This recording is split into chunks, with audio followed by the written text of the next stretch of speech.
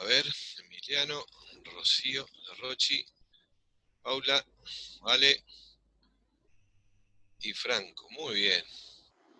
Está bueno que prueben la cámara, chicos. ¿Cómo anda, Rochi? ¿Bien? Hola, bien vos.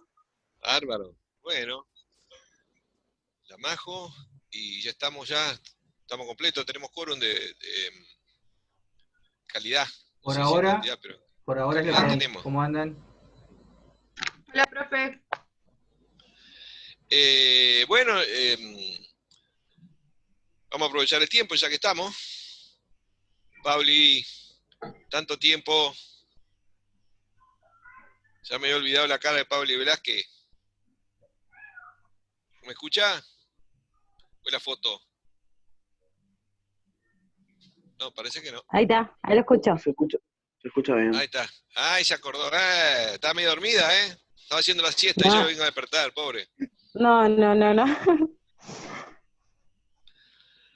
Bueno, chicos, vamos a aprovechar el tiempo, no son muchos, así que vamos a canalizar mejor las dudas en función de lo que ustedes hayan leído. Se supone que empezaron a leer algo, chicos, que no van a decir que todavía no han visto el material a 2 días, 3 días de la mesa. Eh, ¿Cuándo fue que estuvimos? El sábado. El sábado pasado hablamos más que nada de un panorama general dentro del cual ubicar todas las dudas y consultas que ustedes quisieran. Yo les marqué más o menos una línea, pero ustedes tienen eh, guías de lectura, tienen cuadros resúmenes, es decir, tienen material como para guiarse, además de la bibliografía recomendada y además de la consigna de los trabajos. O sea que material como para entretenerse tenían. Yo le hice un panorama y tal vez me olvidé de señalarle, cuando hablamos de la unidad 7, la importancia de entender cómo es la dinámica de la economía en la estructura productiva desequilibrada como en la Argentina en el modelo desarrollista. ¿Se ubican? Importante el hecho de tener que entender por qué durante el modelo desarrollista, o sea, la segunda fase de sustitución de importaciones, que va desde mediados de los años 3, de los mediados de los años 50 hasta mediados de los años 70, porque la economía tuvo un crecimiento muy, muy importante, pero había crisis periódicas. Por eso se le llama a este modelo stop and go, o sea, de frene, arranque, frene, arranque. Pero siempre quedaba creciendo, pero no un crecimiento lineal. Y ese freno de arranque tenía que ver con un condicionante, o como llaman algunos, un embudo que se produce en el sector externo, producto de que cuando la economía crece se le acaban los dólares. Y el freno a la economía sirve o servía para recomponer la reserva de divisa. Entonces, ¿qué es lo que ustedes tienen que saber de eso? Saber muy, muy bien, porque eso son preguntas, puede ir de distinta manera la pregunta, pero tienen que saber por qué motivo se daba ese funcionamiento y cómo era la secuencia. Entonces, en primer lugar, lo que Diaman explica, y yo resumo en un apunte que ustedes tienen, la economía nuestra, como la de otros países de América Latina, se considera con estructura productiva desequilibrada. ¿Por qué? Porque tiene una estructura dentro de los sectores productivos, tiene una estructura industrial, las dos más importantes, la industria y el agro, pero la particularidad que tiene, por ejemplo, el agro es que produce para abastecer el mercado interno y produce también para exportar, porque tiene ventajas naturales, competitivas, que permiten exportar. Y el sector industrial, dado que es una industria dependiente, incompleta, atrasada, eh, produce fundamentalmente para el mercado interno, pero no para exportar. Pero necesita importaciones. Entonces, esa estructura es lo que hace de que cuando la economía comienza a crecer, lo que más crece es la industria en ese periodo, ¿no? Y la industria crece para el mercado interno, entonces crece el consumo, crece la ocupación, crecen los salarios, crecen las ganancias, o sea, la etapa linda, ¿no? Todo crece, pero lo que sucede es que cuando crece mucho el consumo, deja menos saldos exportables. Y cuando crece la economía, además, crecen mucho las importaciones, crecen más todavía las importaciones. ¿Por qué? Bueno, porque la industria para producir más necesita insumos, necesita maquinaria, tecnología. Entonces, ¿qué sucede cuando hay crecimiento? Las importaciones crecen demasiado y las exportaciones no crecen tanto, porque queda menos saldo exportable. Entonces, ¿eso a qué apunta? A que va a haber una balanza comercial que va a tender a ser deficitaria, porque gastamos más divisa de lo que generamos. Y si la balanza comercial es deficitaria, empiezan a faltar dólares. Y si faltan dólares, ¿qué pasa con su valor? Aumenta.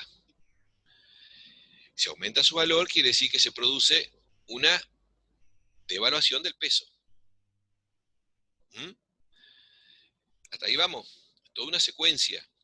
Cuando se devalúa el peso, lo que sucede es que eso automáticamente hace de que todo lo que nosotros estamos importando se encarece, ¿no? Se encarecen los insumos, la maquinaria, etc. O sea, aumentan los costos de producción de la industria y por lo tanto los industriales tienen que aumentar, transfieren esos aumentos de costos a los precios, aumentan los precios industriales. Y cuando se devalúa también, sucede de que los que exportan van a recibir mejor valor exportando. Entonces, o aumentan los precios acá o escasea el producto y va a aumentar igual. Entonces aumentan también los precios de los productos primarios. De manera que aumentan los precios industriales, aumentan los precios primarios, se produce lo que se llama una inflación.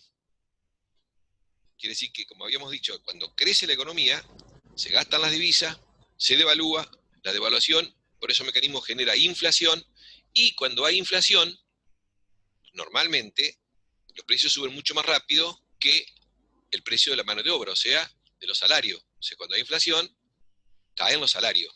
Y si cae el salario real, cae el consumo. Cae el consumo, que era el sector más dinámico, el modelo Easy. Y si cae el consumo, empiezan a caer las ventas. Por lo tanto, la industria se queda con un mercado más achicado, produce menos, hay más desempleo, hay recesión. Los empresarios invierten menos, menos consumo, menos inversión, se produce la recesión. Entonces, la recesión es producto de toda esta estructura y todo este movimiento. Entonces, cuando hay recesión, ¿qué sucede? Cuando hay recesión, ¿qué pasa con las importaciones? Las importaciones disminuyen. ¿Sí? Porque la industria produce menos, entonces necesita menos importar. Y como la gente consume menos, hay menos poder adquisitivo, hay más desocupados, menos consumo, quedan más saldos exportables. Entonces, cuando hay recesión, ¿qué sucede? Bajan las importaciones y suben las exportaciones. Por lo tanto, la balanza comercial tiende a ser superavitaria. ¿Qué es la forma de qué? De empezar a conseguir qué cosa? Que aumenten las reservas de qué? De divisas. Y cuando aumentan la reserva de divisas, de nuevo, estamos en el inicio de un ciclo expansivo. Así es como funcionaba el modelo Stop and Go. Es importante esto porque después de la crisis, de la larga crisis de la ICI y con el nuevo modelo, básicamente esto se mantiene, pero se mantiene agravado. ¿Agravado por qué? Porque la falta de divisas va a ser un problema permanente, no solo por esta estructura productiva desequilibrada, sino porque está muy extranjerizada. Y al estar extranjerizada, los sectores que más ganan son extranjeros, tienen que ganar la ganancia a sus países de origen en dólares. Entonces los dólares son más necesarios todavía. Y encima, con la reforma de la dictadura de Martínez de Oz, que deja libertad de movimiento de capitales, o sea, se llama la fuga de capitales, está legalizada, entonces se hace mucho más grave esta modalidad de funcionamiento. Esto quería aclararles de la unidad 7. Y de la unidad 8 yo les comenté, tomamos de mediados de los 70, cuando se inicia la crisis, una larga, profunda y desigual crisis de la ICI, que empieza a mediados de los 70 y prácticamente culmina con el caótico cierre del siglo XX e inicio del siglo XXI. Esa larga crisis lo que lleva es, por un lado, a herir de muerte al modelo ICI. El modelo ICI durante la dictadura se derriban las bases fundamentales del modelo. El primer periodo democrático se intenta primero reconstruir, pero no se puede y se mantiene la ICI agonizante hasta el año 89, cuando viene ya el periodo del nuevo gobierno, la década 90, y ahí la ICI se demuele. Y se van generando las bases de un nuevo modelo, que se va a desplegar recién después de la fines del 2002, cuando pasa la profunda depresión que enfrenta la sociedad argentina, y ahí viene un nuevo modelo y los años los años de este siglo XXI. Ese nuevo modelo, como todo periodo histórico, ya sea de crisis o expansivo, también tiene etapas, ¿no es cierto? La etapa del surgimiento del modelo, la etapa de expansión fuerte, la etapa de expansión más lenta, de amesetamiento y de una nueva crisis, que fue un poco lo que estuvimos conversando, y yo le puse como marco para ver si ustedes estaban entendiendo las cuestiones centrales y qué dudas tenían de esos temas y de la bibliografía que yo les di, etcétera, etcétera. Así que ustedes tienen ahora, niños y niñas, el espacio para poder plantear consultas, dudas, observaciones, comentarios. ¿Mm? Profe, yo con respecto a la unidad 7 tengo un par de consultas. Primero con respecto a lo que hablamos antes, todo esto del texto de Diaman, es como que eso por ahí se me complicó un poco y me mezclé, pero porque no sabía bien, tipo, si lo importante era esto que explicaste o si también hacía mucho, o sea, porque como que el texto habla mucho sobre todo lo que es la devaluación, los tipos de devaluaciones y todo eso. Y ahí como que se me mezcló un poco y tampoco sabía si era tan importante. Si ustedes vieron, si vos viste, Rochi, el apunte mío, Sí, sí, sí, eso lo entendí bueno, bien. ahí está sintetizado. eh, Obviamente que Yaman es mucho más, digamos, desarrolla mucho más Ujú. ampliamente, entonces puede ser que sea más complicado, pero es ese resumen esto es lo que yo les digo. Ah, genial. Y Bárbaro, después, bueno. con respecto a ese mismo texto, cuando hace referencia a las políticas estabilizadoras del Fondo Monetario, como que también un poco me mezclé y me basé más que nada en los del video eh, y en el otro texto, en el apunte. Y como que acá lo que hacía era más explicar en profundidad cada una y esas cosas, pero como que hay cositas que por ahí no entendía. Claro, sí. Yaman obviamente que no hizo el libro, lo escribió, ahora ya falleció hace mucho tiempo, ¿no es cierto? Lo escribió en su momento para explicar y debatir, hizo buenos aportes para entender la economía argentina. Yo tenía que ser más explicativo, ¿no es cierto? Yo le doy eso como base más amplia, por si quieren tener, digamos, esa visión completa, pero básicamente lo que es esa parte es muy importante porque tenía que ver con todo lo que el Fondo Monetario, como representante normalmente, ¿no es cierto?, de los acreedores argentinos, de los países imperialistas, trata de imponer a los países que deben, a los deudores, pautas de política económica que lo que buscan principalmente es generar recesión, ajuste, por eso se llaman políticas de ajuste, ajustarse el cinturón, consumir menos. ¿Para qué? Porque las políticas de ajuste generan recesión y la recesión, como nosotros acabamos de ver recién, ¿qué efecto tiene en el sector externo? Generan más divisas.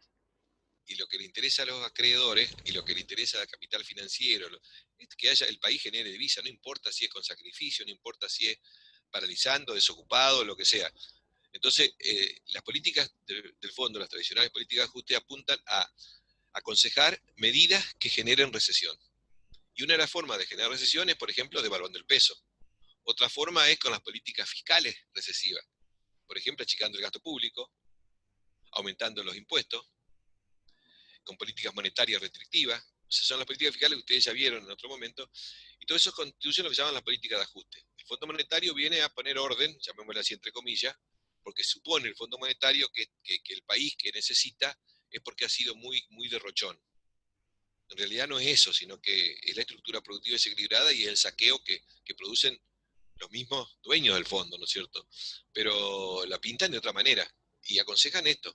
El fondo siempre aconsejó, por ejemplo, que el Estado gaste menos, como lo sigue aconsejando ahora, lo vino aconsejando durante todo este siglo XXI, pidiendo que bajen las jubilaciones. Y bueno, los últimos gobiernos lo que han hecho es bajar las jubilaciones, tanto el gobierno anterior como este. Bajar ilegalmente, inconstitucionalmente, los haberes que tenían que recibir los jubilados, porque es presión del fondo. ¿Y el fondo por qué más presiona? Porque bajan los salarios. ¿Para qué? Para que deje más ganancia a las grandes empresas. Y esto es lo que está sucediendo. Sucedió en el gobierno anterior, cayeron los salarios casi un 20%, y en este gobierno ni hablar cómo están cayendo los salarios, cómo están habiendo despidos, prácticamente la legislación laboral, los trabajadores pierden muchos derechos, que esas son las presiones del fondo. Y el fondo también presiona, fíjense ustedes, por que se hagan las reformas tributarias. O sea, nuestro sistema tributario es regresivo, pagan más lo que menos tienen, pero el fondo sigue presionando para que sea más regresivo todavía. Y bueno, esas son las presiones de fondo que los gobiernos la van lamentablemente aceptando, en perjuicio de la sociedad en su conjunto, de la mayoría, ¿no es cierto? Eso es la política de ajuste, más o menos. ¿Tenía algo más de las 7, Roche? Y después tenía, en una de las consignas de la guía de lectura, que decía que expliquemos y ejemplifiquemos, bueno, como que cada modelo de acumulación. Y uno de los puntos decía dinámica de su funcionamiento. En la dinámica de su funcionamiento hace referencia a la forma de funcionamiento, básicamente, que tenía. Claro, cómo crecía. Así como yo les dije el modelo, la ICI, así, bueno, cuando crece, ¿qué pasa? ¿Qué pasa con los sectores? ¿Cuáles son los que más crecen? Durante los dos modelos ICI, lo que más crece es la industria para el mercado interno, lo que más crece es el consumo interno. En cambio, en el modelo agroexportador, la demanda externa era lo más El importante. mercado externo crece, digamos. Exactamente, la demanda de grano y carne es lo que más crece y por lo tanto el sector agropecuario era el que más importancia tenía. Y por ejemplo, sí, diga. en el tema del modelo desarrollista, podríamos poner como dinámica del funcionamiento todo lo del stop and go. Claro, exactamente eso es. Genial. Sí, porque es como que ese había puesto eso, pero de las otras dos como que no sabía bien a qué hacía referencia. Como que puedo explicar todos los otros puntos, contexto interno, externo, qué sé yo, pero como que me quedaba eso, que no sabía bien a qué hacía referencia. Parece que está filosa. Ah. Che, sobre las 7, ¿algunos chicos que tengan duda? Sobre las 7. Pauli, ¿cómo andamos?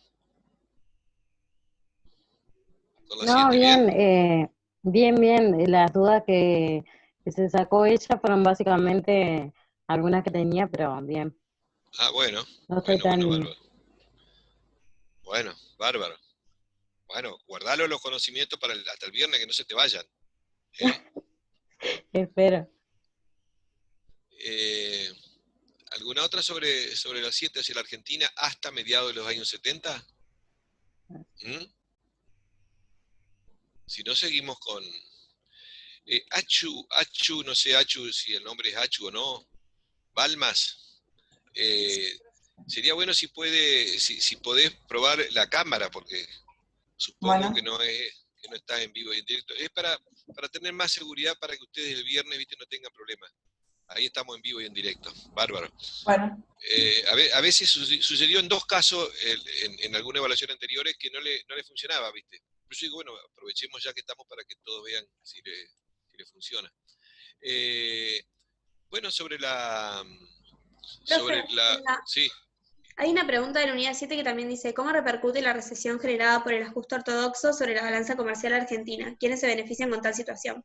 Ahí sería que la balanza comercial se vuelve superavitaria. Tal cual, exactamente. Y los que se benefician serían los empresarios, digamos. Pero ¿quiénes fundamentalmente? ¿Qué sectores? Los externos. Claro, pero dentro de la estructura económica, ¿quiénes son los sectores que más se beneficiarían con la devaluación? Casi te lo estoy diciendo. Los de afuera, digamos, los que importan a Argentina. ¿Los que qué? Los que, o sea, los que nosotros exportamos. Exactamente. ¿Y claro, los que generan exportaciones. ¿Y qué exportamos? ¿Y qué exportamos básicamente? Carne. Bueno. Granos, carne, petróleo y productos minerales. Que están en manos, digamos, fundamentalmente, eso lo manejan las grandes corporaciones, el comercio exterior, pero a los sectores internos que producen eso también están muy concentrados.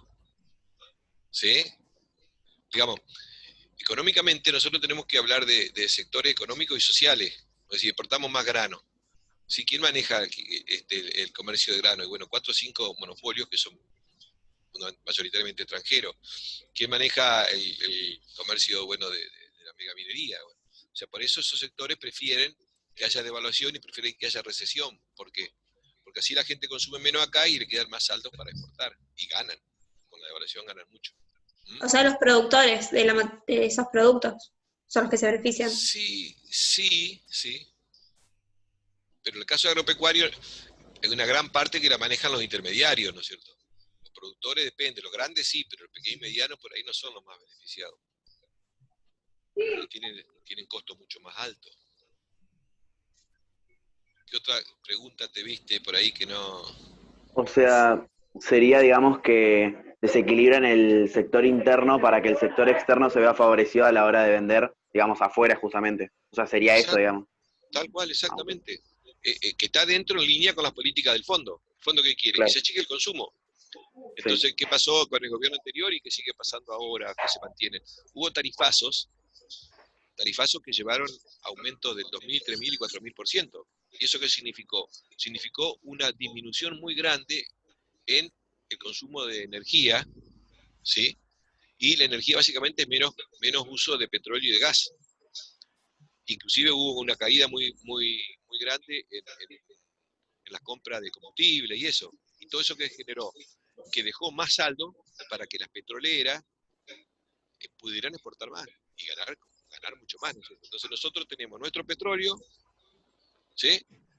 Lo sacan de nuestro subsuelo, pero no podemos usarlo porque las petroleras que son extranjeras prefieren vender afuera que ganar más. ¿Mm? Ahora fíjense la locura, ¿no? De lo que economía es política también. Que las empresas petroleras presionaron siempre para que el precio que tenemos que pagar nosotros los argentinos, el precio de los combustibles y todo el sector energético, sea en función del valor del petróleo internacional, ¿sí? Que estaba muy por encima del costo de producción local. ¿Me siguen?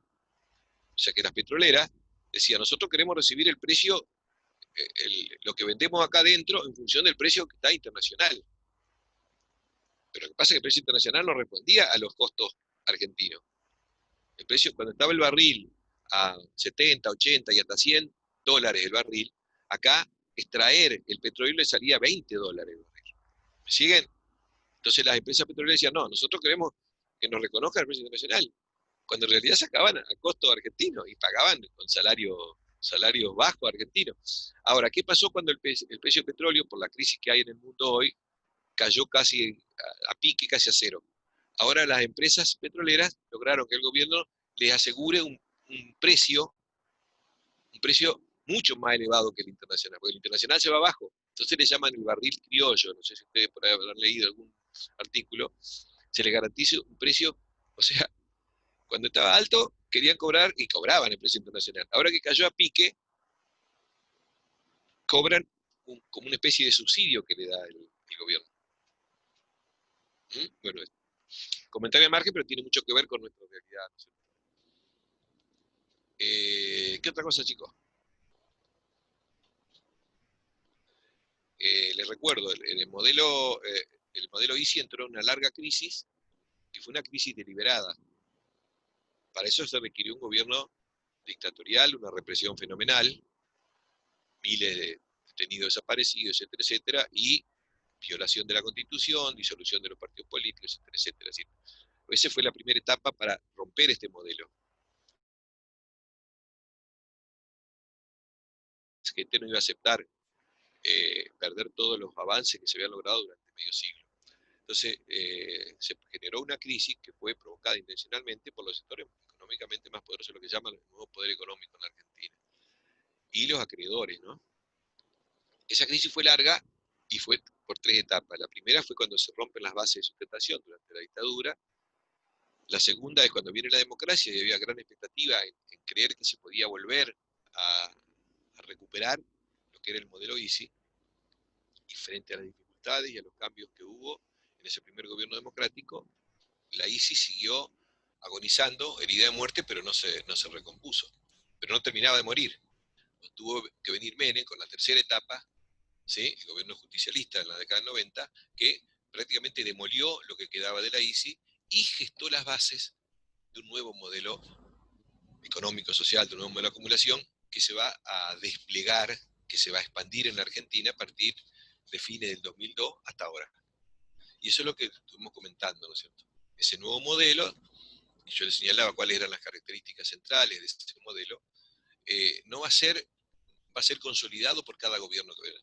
más allá de los matices, más allá de las diferencias que puede haber o de la falsa grieta que a veces se ha agitado en la Argentina, las bases del modelo no toca ningún gobierno. En eso siempre se ponen de acuerdo. Y esas bases tienen que ver con esta característica que yo le decía, un modelo neocolonial, extractivista, depredador, que está concentrado en ciertos sectores que son muy contaminantes y muy depredadores de los bienes comunes, y que concentran mucho la riqueza, pero está muy extranjerizado. Entonces, gran parte de la riqueza permanentemente se va al exterior. Que lo único que puede explicar por qué la Argentina, que uno de los países, digamos, con un territorio más privilegiado y más rico del mundo, y con tan pocos habitantes en comparación con la totalidad de la humanidad, tendríamos que estar viviendo como todos los argentinos tendrían que estar viviendo una situación tal vez mejor que en ningún otro lugar del mundo. Ya estamos en 7.850 millones de seres humanos viven en el planeta. Nosotros somos 45. No somos nada al lado de eso, pero tenemos uno de los territorios más ricos del mundo. Y tuvimos procesos que nos generaron una población educada, servicios integrales, desarrollo científico, tecnológico, y sin embargo, hemos dado un retroceso fenomenal porque somos un país que ha sido y sigue siendo saqueado. Entonces, este modelo es un modelo que está muy concentrado, muy extranjerizado, y la mayor parte del excedente de la riqueza se va. Entonces, hay esas bases esenciales que no lo modifican, hasta ahora no lo ha modificado ningún gobierno. Esas bases esenciales tienen que ver primero con el hecho de la deuda fraudulenta que se generó en la dictadura, que es una deuda ilícita, nula, pero que la pagamos más de 10 veces y cada vez debemos más. Y los gobiernos de eso no lo han tocado, no han aceptado los fallos de la justicia nacional y se niegan a investigar el origen fraudulento de la deuda. ¿Por qué? Bueno, porque hay connivencia con los acreedores. Entonces, eso es un factor importante en este modelo, porque nos está limitando muchísimo, ya sea porque quita recursos para fines sociales, porque quita recursos para fines productivos, y porque nos está condicionando permanentemente. O sea, la deuda es parte de este nuevo modelo. Y el hecho de que los sectores, digamos, más competitivos, entre comillas, ya no tiene que ver con el dinamismo de la industria, sino con el agronegocio, con la megaminería, con la extracción de hidrocarburos, el fracking, que son sectores que están muy concentrados, que no generan puestos de trabajo y que además tienen como particularidades, son sectores que están extranjerizados, entonces como son los más rentables y más dinámicos, la mayor parte de la riqueza generada se concentra ahí, pero se va afuera. Y eso es un problema porque ellos ganan en pesos, estos sectores concentrados ganan en pesos dentro del país, pero para llevarse la ganancia afuera necesitan, ¿qué cosa? Dólares. Entonces los dólares son siempre un problema grave en la Argentina, la falta de dólares. Porque cuando faltan los dólares, vienen las crisis.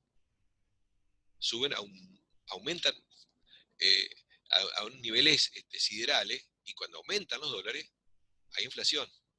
Y la inflación es el mecanismo que hace que las empresas líderes concentran la riqueza y el grueso de la población sigue perdiendo, ¿no?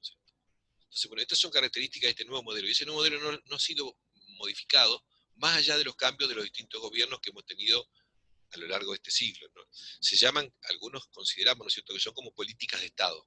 Nadie las discute.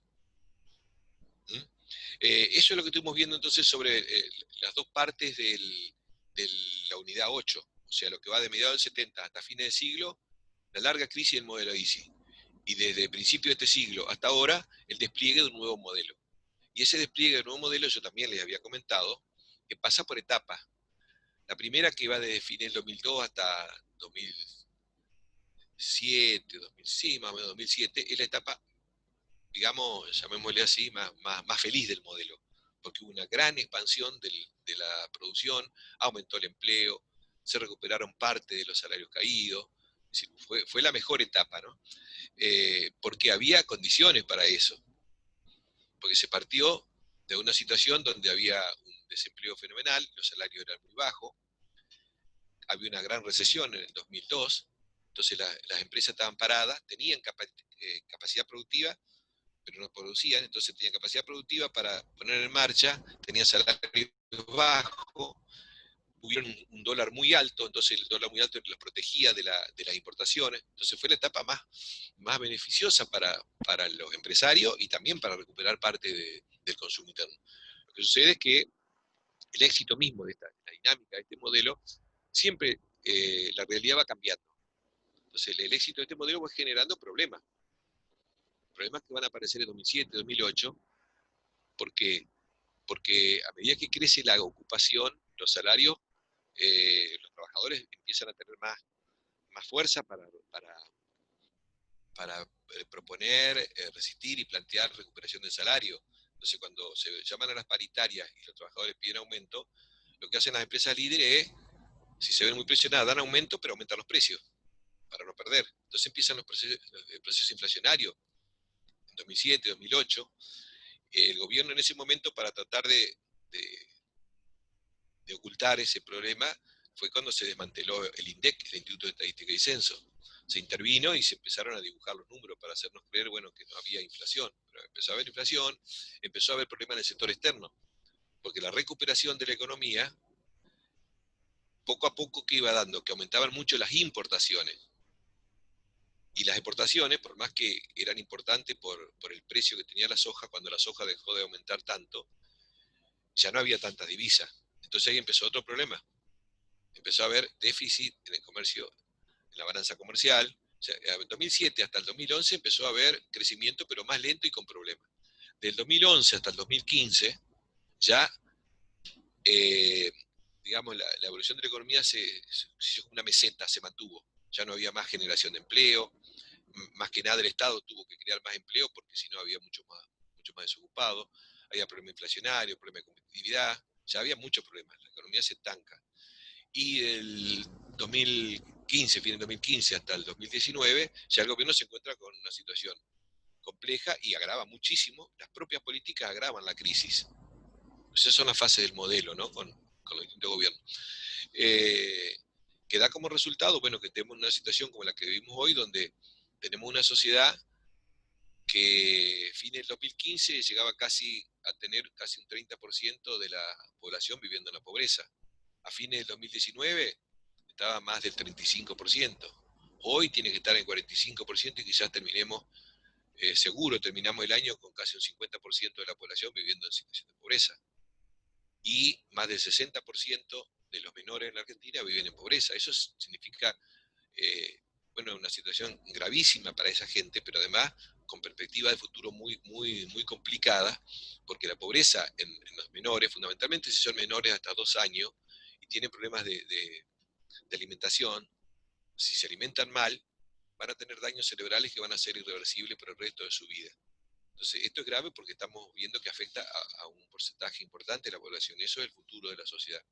Entonces, bueno, este modelo es un modelo muy concentrador, muy saqueador, depredador de recursos, porque los sectores productivos, llamémosle así entre comillas, pero yo digo productivos destructivos, porque en la contabilidad y en las cuentas de la economía se contabiliza toda la parte de ganancias, pero no toda la destrucción del ambiente y de la vida que generan.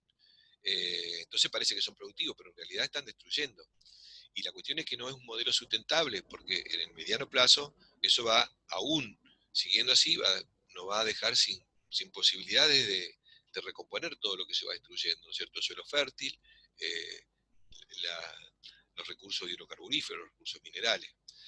Entonces esto como panorama para que ustedes me digan qué dudas, qué cosas han visto, qué problemas, dificultades han tenido en la bibliografía, en interpretar algunas cuestiones de esta realidad que es muy compleja, que la hemos visto así muy rápidamente. Ustedes tienen también la grabación de las clases, pero bueno, que estamos ahora justamente para que ustedes planteen preguntas o dudas. Profe, usted habló sobre la unidad 7 de un resumen o de un que usted ha dado. No sé si este año usted lo podría mandar a los del año pasado. Lo tienen en la ¿viste la bibliografía de la biblioteca? Sí, ahí lo busco. Está ahí es un apunte que me tomaron de una clase y que, bueno, yo lo revisé y está, ¿viste? Bueno. Ha entrado en la biblioteca, en la materia de economía, ahí está toda la bibliografía, digamos, versión electrónica que tenemos. Digamos, sugerida, ¿no es cierto? Ustedes pueden tener otra también, pero después yo les fui mandando otras cosas. Perfecto. El resumen de la unidad 8, ¿lo recibiste? Sí, igual yo esa no debo la 2 y la 7.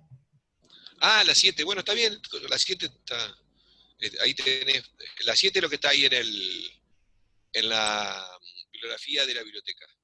Perfecto, profe. Ahí lo tenés. Gracias. ¿Y ese resumen de la unidad 8, profe? ¿Lo mandó al mail o qué? Sí, se lo mandé por mail. Un resumen, está el programa, los puntos del mínimo del programa de la unidad 8, después está como un esquema desarrollado y una super síntesis, serán 10 páginas. Y está esto que Pues yo le digo, yo la cursé en el 2019 y no... pero yo no se lo mandé también a ustedes. no sé, yo no lo tengo. ¿Vos, Sí, Mago? ¿Dónde lo puedo encontrar? Sí, usted lo mandó, mandó la bibliografía y un resumen de esa unidad de usted.